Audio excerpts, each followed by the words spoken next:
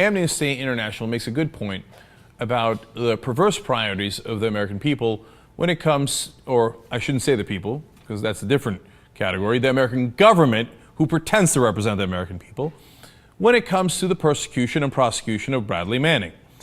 They said the government's priorities are upside down. The U.S. government has refused to investigate credible allegations of torture and other crimes under international law, despite overwhelming evidence. Well, isn't that interesting? So, remember in the Apache helicopter video, called, colloquially the collateral murder video, that Bradley Manning released to WikiLeaks, 12 civilians are killed. First responders are killed when they come to help the civilians. Now, did any of those folks get prosecuted? The people who actually did the killing, the people who did the war crimes. We'll get to that in a second. All right, first, let me explain to you the laws of war. Article 85 of the First Protocol to the Geneva Conventions describes making the civilian population or individual civilians the object of attack as a grave breach. Now, that is exactly what happened in the Apache helicopter video back in 2007 when we did that. It's on tape. We've all seen it. It's clear as day, okay? Now, of course, the military says, well, we didn't know they were civilians. Well, you shot them just in case. They didn't have any weapons. They said, well, the Reuters reporter on the scene had a camera. Well, how dare he? And we thought maybe it was a weapon, so we killed all 12 people near him. And him. Okay.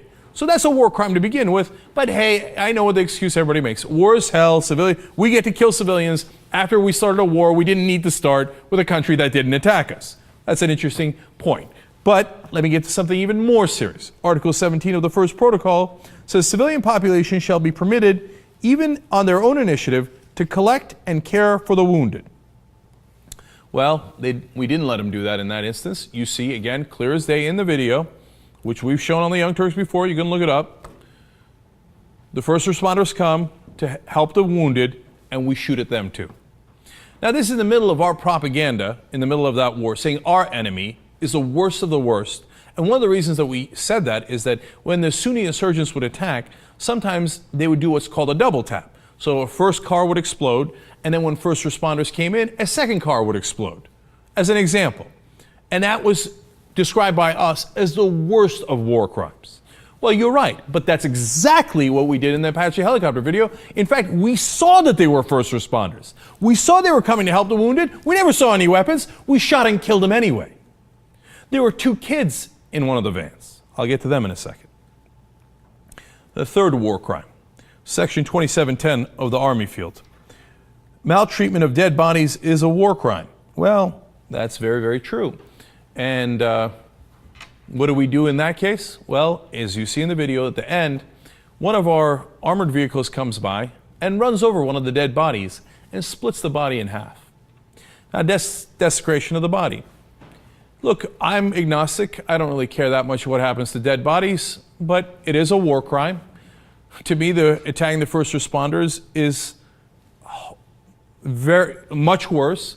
But we do have 3 literal war crimes here. And what did Bradley Manning do? Well, first of all, he said, I was, quote, disturbed by the response to the injured children, which is an excellent point because, you know what? Shooting at kids, that's kind of a terrible thing to do, right? And so he took it up to chain of command. Chain of command laughed him off, said, no, we're not going to do anything about this. And what happened next? Well, they said, sad day for you. You have no recourse. So he thought, no, I'm going to let the American people know about this, and he put that out there. But here's the interesting part.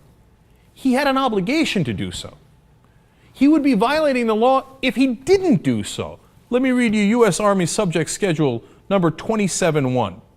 You have the obligation to report all violations of the law of war. So if he had not reported those violations, he would have done something illegal.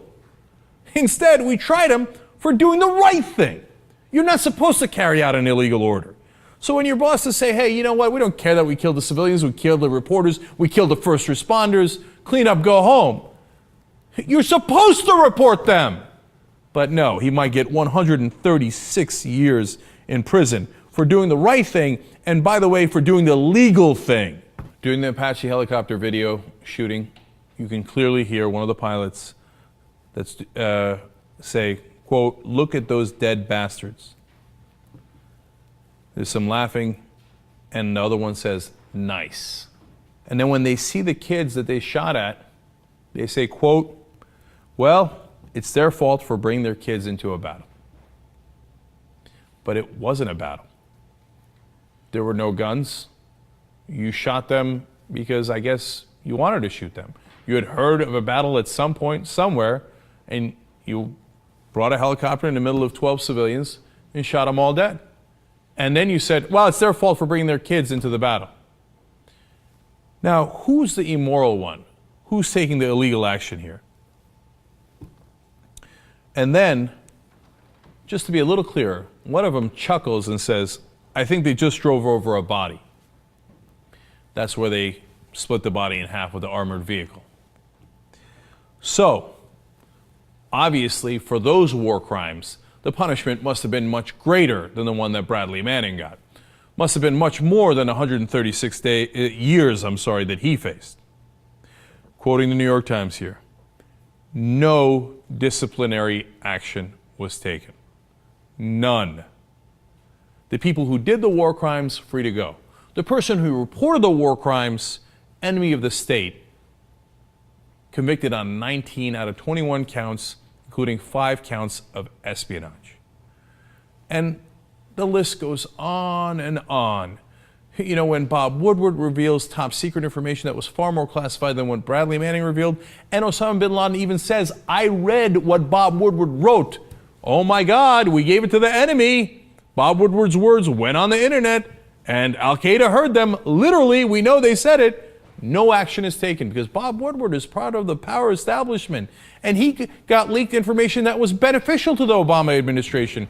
And earlier than that, beneficial to the Bush administration. He's free to go. The people who did Abu Ghraib, the commander in charge of Abu Ghraib when we did all that torture, well, to be fair, he was punished. You know how much? He got an $8,000 fine. An $8,000 fine. 136 years is what Bradley Manning might get. 5 counts of espionage. Now, what do you think? Is it possible that David Sirota is right when he writes, "Now we see the same double standards in a government that prosecutes and convicts Manning, but doesn't discipline those who committed the crimes he exposed." He also says, "It is indeed a precedent endorsing punishment on the basis of political considerations and thus endorsing the idea that political threats to the government, as distinct from genuine national security threats, should be seen as villains." And the marching band went on. So Bradley Manning might spend certainly decades and maybe the rest of his life in prison, while all the people who did all the war crimes, all the torture, all the killings are free to go. In fact, of course, the famous words of President Obama were, "We don't look backward, we only look forward." That is, of course, unless you made the grave mistake of embarrassing someone like President Obama and the rest of the establishment, in which case they will hunt you down for the rest of your life. Because killing people, torturing people, war crimes are no big deal to the establishment and to the Obama administration. What's a real big deal is hurting their feelings, embarrassing them just a tiny bit, costing them a little bit of political leverage, and tarnishing their legacy. How dare you, Bradley Manning? The reality is, the people who run our government now do not represent us. The one guy who is actually trying to look out for us and educate the American people about what our government's really up to, in this case, was Bradley Manning. American hero, once again, way past time to free Bradley Manning. They should do it tomorrow.